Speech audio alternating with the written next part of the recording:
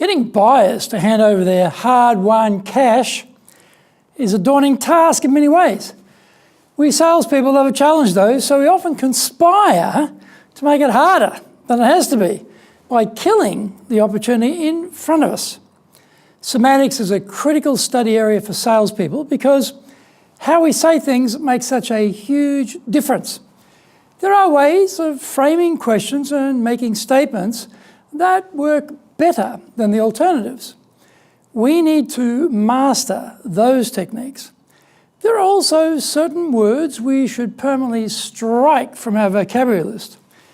It should be obvious that sales training role plays must be conducted in the language of the buyer, Japanese, but for many large corporations, mysteriously, they still train in English. That's weird.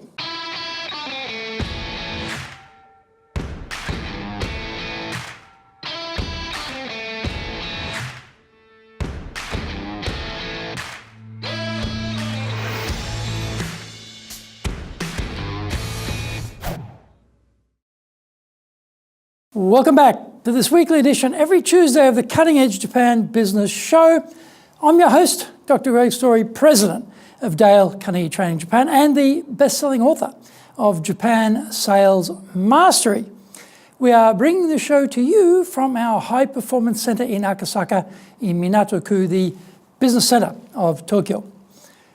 Why the cutting edge? In this show, we are looking at the critical areas for success in business in Japan.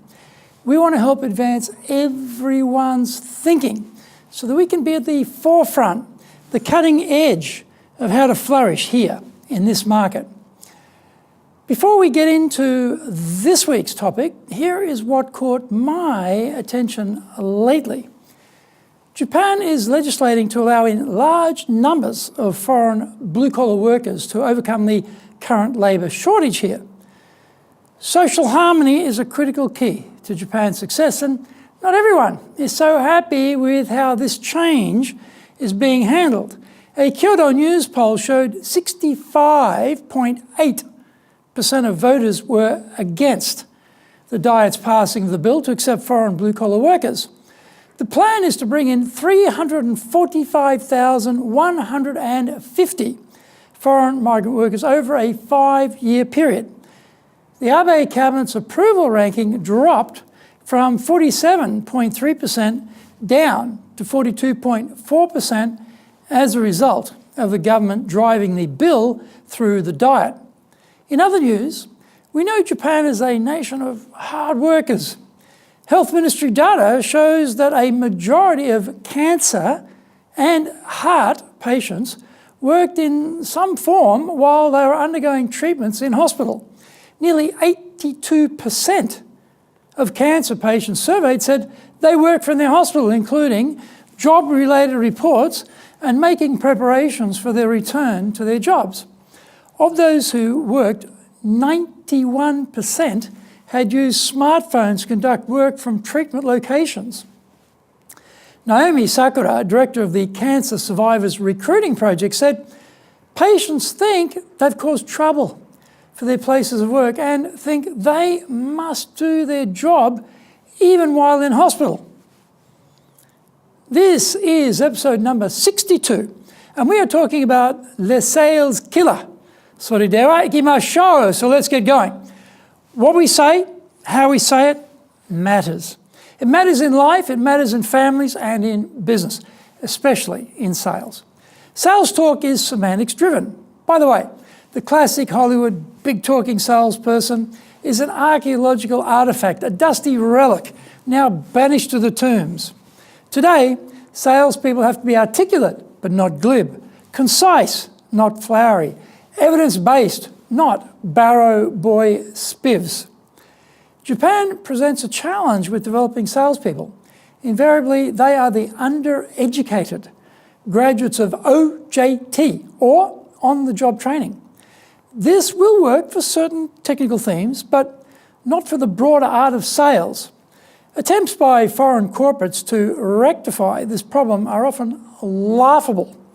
Bosses who don't speak Japanese or don't have a sales background, or even worse, lack both, send in the English-speaking instructors from the corporate APAC hub to dole out the sales medicine. It's always snake oil. Sales training for salespeople must be based on the reality of selling to the clients in the client's native language and culture. If the clients are Japanese, then the training has to be done in Japanese, because what we say and how we say it are so culturally and linguistically specific. There is no way you can satisfactorily train this in English. This doesn't stop people from trying, though. The snapper is when they add to their woes by using the HR people from Singapore or Hong Kong, the usual hub centres in Asia. These are staff who invariably are smart, sharp, rapid-fire Chinese speakers of accented English. They facilitate from the global corporate sales textbook and have never sold a day in their life in Japan. What a sham when there is no instructor understanding of the subtleties of the Japanese language or the opportunity to coach the sales role plays in Japanese. Even more sadly, the English language comprehension levels of the local staff max out at about 60% in the morning sessions and then drop precipitously to 10, maybe 15% in the afternoon. I know. I've sat through these types of sessions with my Japanese colleagues. They wilt in the afternoons. Eyes begin to glaze over, and that wall of solid concrete advances forward and hits the frontal lobe of the brain. Let's stop wasting time and money and get this done properly in the language of the client. There are plenty of sales fails anyway. The first big fail is lack of preparation and anticipation of the issues facing the client. Because of this gap, the language being used is vague and often meandering. Salespeople should conduct a mini SWOT, strengths, weaknesses, opportunities, threats analysis on the industry and the company to flag potential problems requiring solutions and direct the discussion to the elements of greatest interest to the buyer. Find out more when we come back from the break. If you want to sell more and do it more easily, do the Sales Advantage course. If you can't build trust, no sale. Can't design excellent questions to understand the client's needs? No sale. Can't present the solution convincingly? No sale. Can't handle objections properly? No sale. Can't close? No sale. Master the sales process by doing the Sales Advantage course now in either Japanese or English. The bestseller, Japan Sales Mastery, is the new Bible of selling in Japan. To sell to Japanese buyers, you need to create long-term partner-level trust, fully understand Japanese buyers' real needs, convince buyers with your solutions, overcome their hesitation, fear and doubt, know how to ask for the order, ensure repeat orders. This book is the product of 30 plus years in the trenches selling in Japan. Order Japan Sales Mastery now.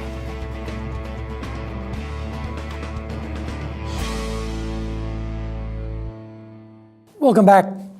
In a court of law, you can't lead the witness, but in sales, that is our job. Take the buyer to conclusions they hadn't reached before because of lack of insider information. Of course, we need to be asking good questions to find out what the buyer needs. And using SWOT analysis allows us to get the key points, get to them faster, and this builds more credibility. Blocker words are another killer of sales success. This is directly related to a lack of discipline on the part of the salesperson. They go shooting their mouths off without engaging their brains, and in the process out flood stupid words that scupper the deal. What are these blocker words? Some common ones include sort of, a few, kind of, sometimes, more or less, about, some. All vagaries which no useful sales evidence can be attached to. We should speak with authority and certainty because clients want our full belief and commitment so that they can trust what we say is true. Words like price, cost, contract, also poor selections. These words create an image of money going out like a flood, but no value coming back in. We should be speaking of value and investment. Instead, your parents told you, be careful about signing a contract, so let's sign an agreement instead. Simple semantic switches and emphasis, but these make a big difference to what clients hear. Salespeople also often talk too much. They love people and they love to chat. Too many words begin to pop up into the conversation which add no value to the sales processes. Being concise is the key mantra here. Pare back the dialogue to only words which are relevant, project value, and are laden with evidence and which build trust. Everything else has to go. You want the buyer talking, not you. So shut up and listen to their answers to your carefully crafted questions. Getting people to hand over their hard-earned cash is hard enough, and using poor communication skills makes it even harder. We need to train people properly and monitor their sales conversations to make sure they are achieving the maximum success possible. We can be our own worst enemies sometimes, so let's get our act together and be more professional in our sales life. The Cutting Edge Japan Business Show is here to help you succeed in Japan. Subscribe on YouTube, share it with your family, friends, and colleagues. Become a regular. Thank you for watching this episode, and remember to hit the subscribe button. Our website details are on screen now. enjapan.dalecarnegie.com. It's awesome value, so check it out. In episode 63, we were talking about Japan's work rhythm is different.